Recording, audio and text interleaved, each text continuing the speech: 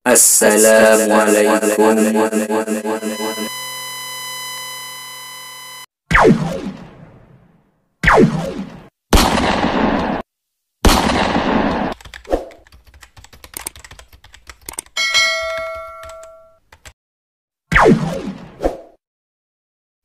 Assalamualaikum warahmatullahi wabarakatuh. Kembali lagi di channel saya, Amri Channel. Kali ini saya akan membahas soal-soal SKB PGSD, yaitu pada bidang ilmu pengetahuan sosial atau IPS.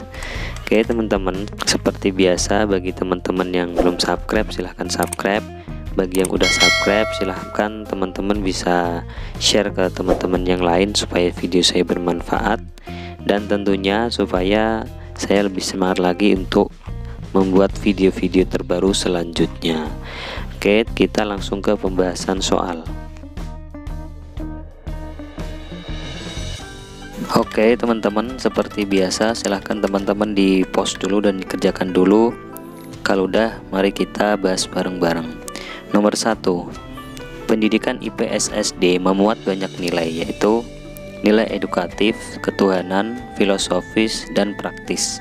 Untuk mengembangkan nilai praktis siswa, maka pembelajaran IPS sebaiknya diarahkan untuk mengatasi masalah kerukunan antar umat beragama dan toleransi beragama, mampu mengatasi masalah kehidupan di masyarakat secara tuntas dan bijaksana, pengembangan nilai-nilai luhur dan intelektual yang berkembang pada diri siswa, pengembangan nilai sosial, budaya, dan spiritual di lingkungan sekitar siswa, dan mengembangkan gagasan, ide, dan menilai norma yang berlaku dalam berbudaya bagi siswa.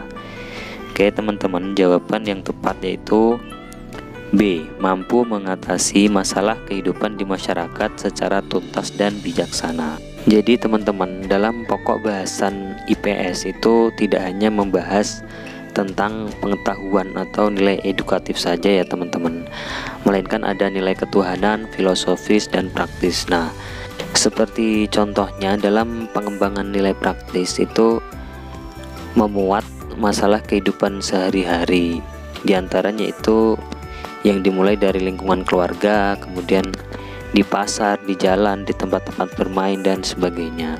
Nah, jadi untuk mengembangkan nilai praktis ini, peserta didik diarahkan untuk mengatasi masalah-masalah kehidupan di masyarakat secara tuntas dan bijaksana.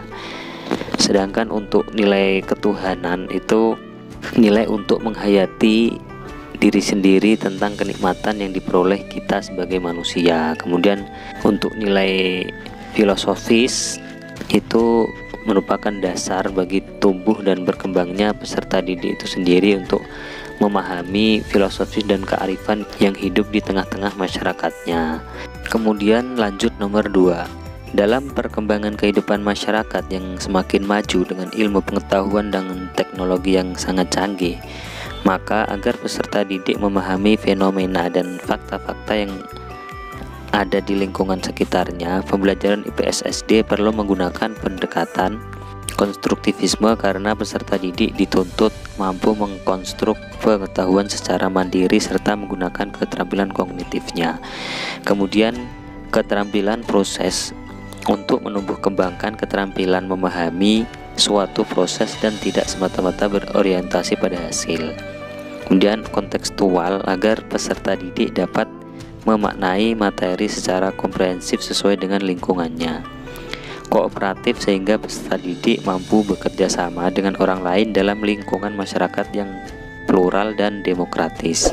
Dan yang terakhir, pendekatan meluas yang memberikan perspektif dan paradigma yang luas sehingga terbuka terhadap perkembangan dan kemajuan.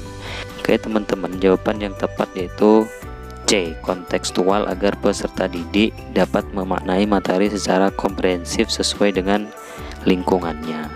Jadi teman-teman, ini kaitannya dengan lingkungan ya.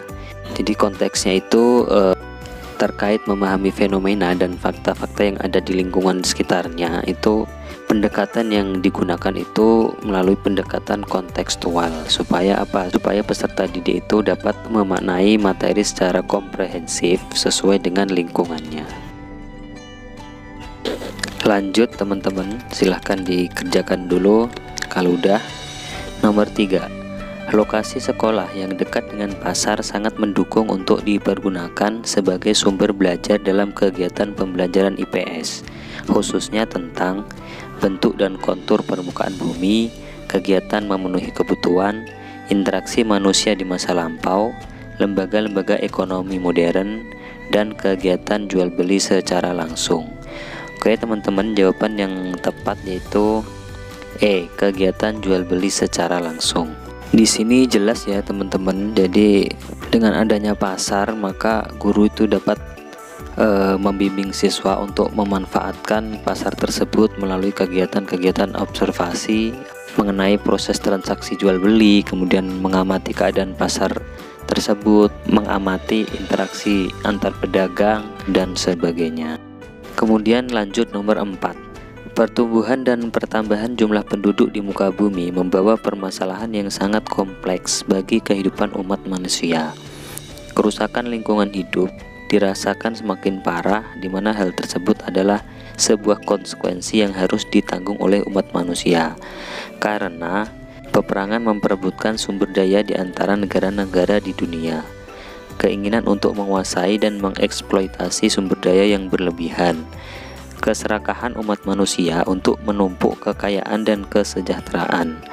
Semakin besar jumlah penduduk, semakin besar sumber daya yang dibutuhkan, dan upaya untuk menyediakan fasilitas hidup dengan cara mengeksploitasi alam. Oke teman-teman, jawaban yang tepat yaitu B, keinginan untuk menguasai dan mengeksploitasi sumber daya yang berlebihan. Jadi teman-teman, faktor terbesar kerusakan lingkungan hidup itu dikarenakan adanya keinginan manusia untuk menguasai dan mengeksploitasi sumber daya secara berlebihan. Lanjut nomor 5. Urbanisasi merupakan salah satu fenomena yang melanda negara-negara yang sedang berkembang. Perspektif geografi terhadap fenomena urbanisasi adalah perubahan budaya dalam bekerja, perluasan suatu area atau wilayah, penyebaran iptek yang merata, kedekatan antar ruang permukaan bumi, dan tempat tinggal yang semakin rapat. Oke teman-teman, jadi jawaban yang tepat yaitu B, perluasan suatu area atau wilayah. Jadi teman-teman, untuk urbanisasi sendiri itu kan pengertiannya kan perpindahan penduduk dari desa ke kota. Nah, di sini yang ditanyakan itu perspektif geografi atau pandangan geografi mengenai fenomena perpindahan penduduk dari desa ke kota. Logikanya, dengan banyaknya penduduk yang berbondong-bondong dari desa ke kota, otomatis kan di kota penduduk semakin padat. Nah, dengan penduduk semakin padat maka timbul perspektif atau dorongan untuk melakukan perluasan wilayah. Lanjut lagi teman-teman, silahkan dikerjakan dulu. Kalau udah, nomor 6. Dampak positif perkembangan dan penerapan iptek terhadap masalah lingkungan hidup adalah memunculkan kajian tentang kawasan industri baru, pemberdayaan lingkungan, ide dan gagasan baru, pengembangan temuan baru, dan budaya imajiner yang interaktif. Oke teman-teman, jawaban yang tepat yaitu A, kawasan industri baru. Jadi teman-teman, dengan adanya perkembangan dan penerapan iptek terhadap masalah lingkungan hidup itu akan memunculkan dampak positif, yaitu mengenai kajian tentang kawasan industri baru. Seperti contohnya misalnya di suatu wilayah itu terdapat pabrik dengan mengeluarkan limbah yang menumpuk. Nah, di situ otomatis timbul kajian baru atau pemikiran baru bagaimana caranya mengelola limbah itu. Nah, disitulah timbul inisiatif baru untuk mendirikan pabrik daur ulang limbah. Kemudian lanjut nomor 7. Bangsa Indonesia merupakan bangsa yang majemuk dengan berbagai suku bangsa, bahasa, tradisi, dan budayanya.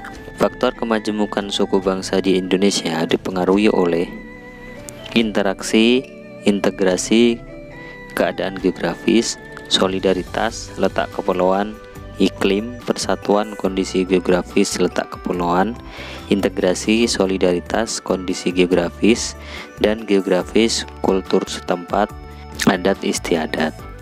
Oke teman-teman, ini cukup diingat aja. Jadi faktor kemajuan suku bangsa di Indonesia itu dipengaruhi oleh geografis, kultur setempat, dan adat istiadat. Lanjut nomor 8. Isu dan masalah global serta kemajuan iptek dapat digunakan sebagai sumber pembelajaran IPS yang terkait dengan permasalahan berikut, antara lain kelangkaan air tanah, internet, sampah, penduduk, kemiskinan, akses yang mudah, pembangunan, kelangkaan listrik, daya guna alam, lingkungan, migrasi, humanistik, dan penduduk, migrasi, hak asasi manusia. Oke teman-teman, jadi jawaban yang tepat yaitu penduduk, migrasi, dan hak asasi manusia. Ini teman-teman juga cukup dibaca dan diingat aja sebagai perbendaharaan soal teman-teman. Oke, lanjut lagi teman-teman, silahkan dikerjakan dulu. Kalau udah, nomor 9. Pembelajaran IPS di SD menganut paham demokrasi, integralistik, kebangsaan, solidaritas, dan teokrasi. Pernyataan yang paling benar tentang paham integralistik adalah Pancasila sebagai asas kerohanian bangsa dan negara Indonesia pada hakikatnya adalah suatu asas kebersamaan, asas kekeluargaan, serta religius. Kemudian negara adalah suatu kesatuan bagi semua golongan dan tidak memihak pada suatu golongan. Bangsa adalah satu kesatuan utuh dan menyeluruh dari berbagai suku dan kepulauan. Pancasila sebagai asas kesatuan bangsa yang bersifat tunggal yang wajib diamalkan secara murni dan konsekuen. Dan yang terakhir, negara adalah kekuatan bagi warganya untuk hidup dan saling menghargai satu sama lain. Oke teman-teman, jawaban yang tepat yaitu A. Pancasila sebagai asas kerohanian bangsa dan negara Indonesia pada hakikatnya merupakan suatu asas kebersamaan, asas kekeluargaan, serta religius.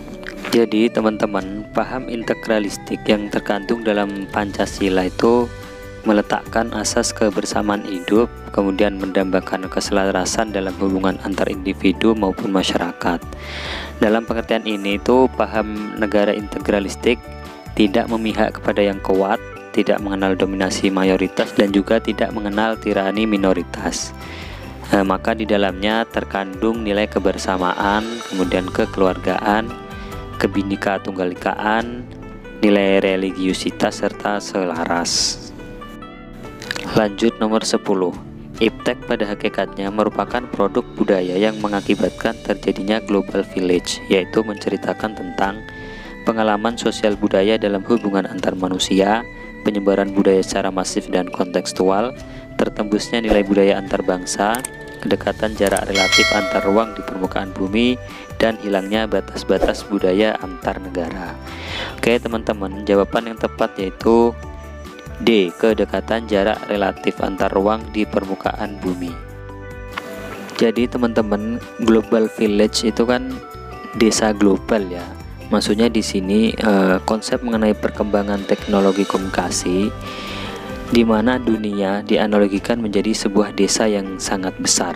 Dalam artian sudah tidak ada lagi batas waktu dan tempat yang jelas. Jadi informasi dapat berpindah dari satu tempat ke tempat yang lain atau bahkan ke belahan dunia yang lain itu dalam waktu yang sangat singkat hanya dengan menggunakan teknologi internet. Oke, lanjut lagi teman-teman, silahkan dikerjakan dulu. Kalau udah, nomor 11.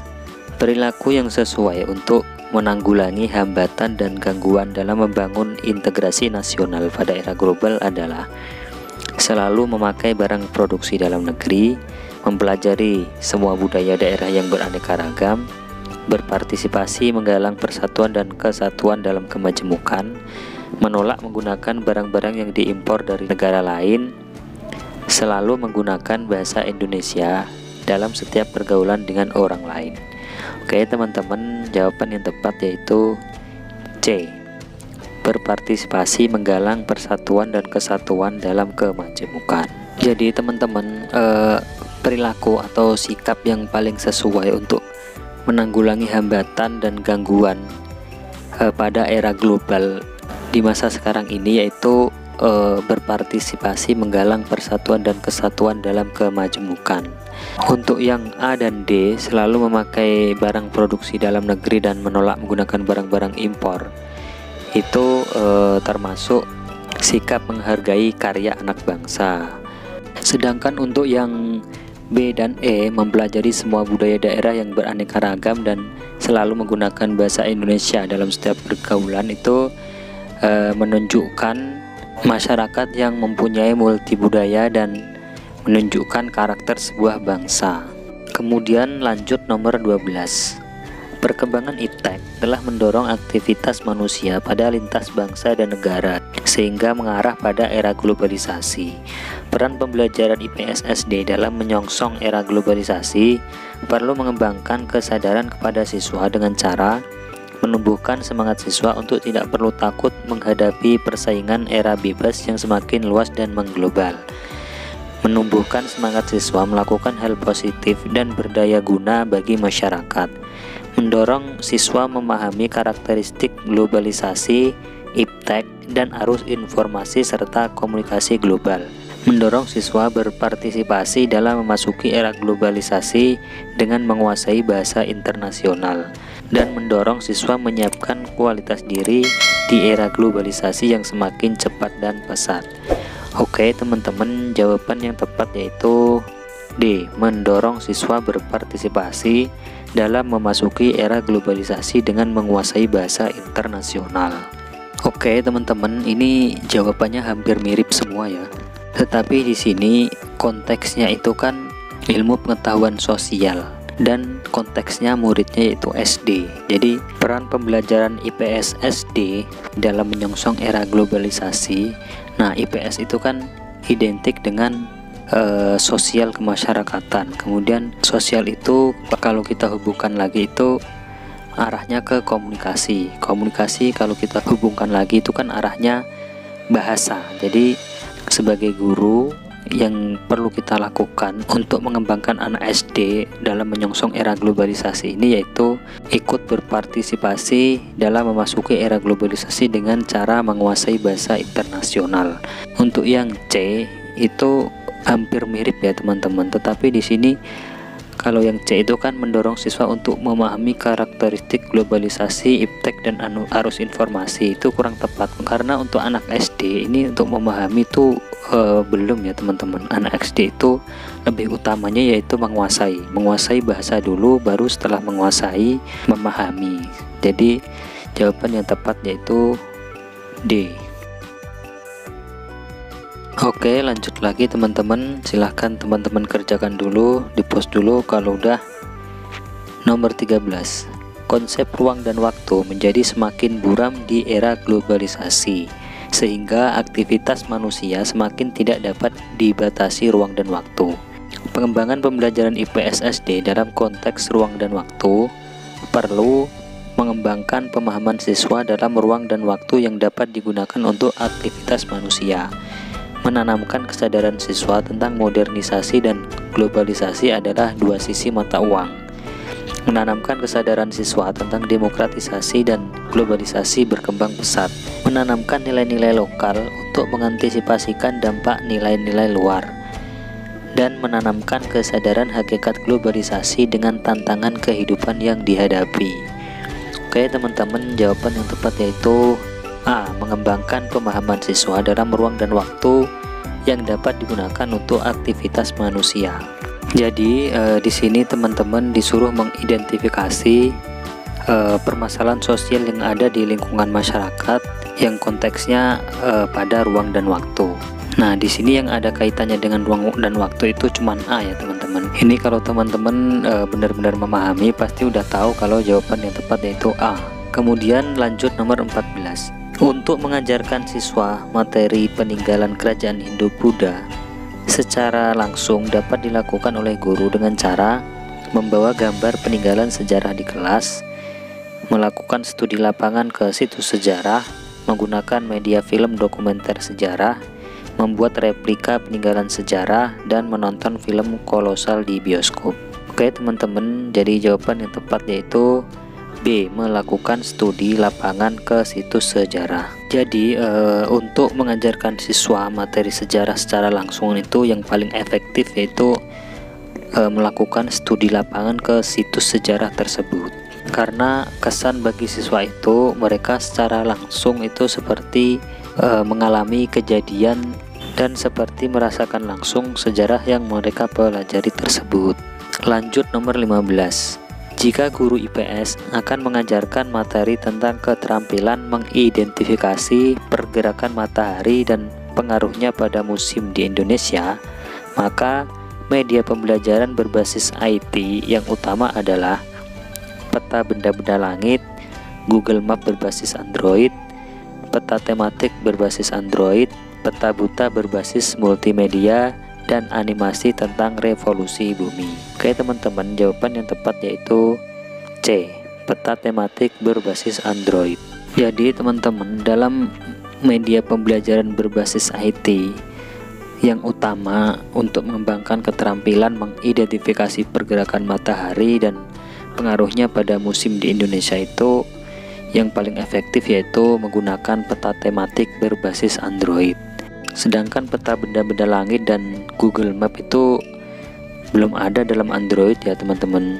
Demikian juga untuk animasi itu juga belum tersedia. Kemudian untuk peta buta itu juga kurang relevan dengan tujuan pembelajaran. Jadi jawaban yang tepat yaitu C. Oke teman-teman, demikianlah pembahasan soal-soal SKB PGSD bidang IPS untuk kali ini. Semoga bermanfaat dan jangan lupa bagi teman-teman yang belum subscribe silahkan subscribe, bagi yang udah silahkan teman-teman share ke teman-teman yang lain supaya lebih bermanfaat. Oke sekian, assalamualaikum warahmatullahi wabarakatuh.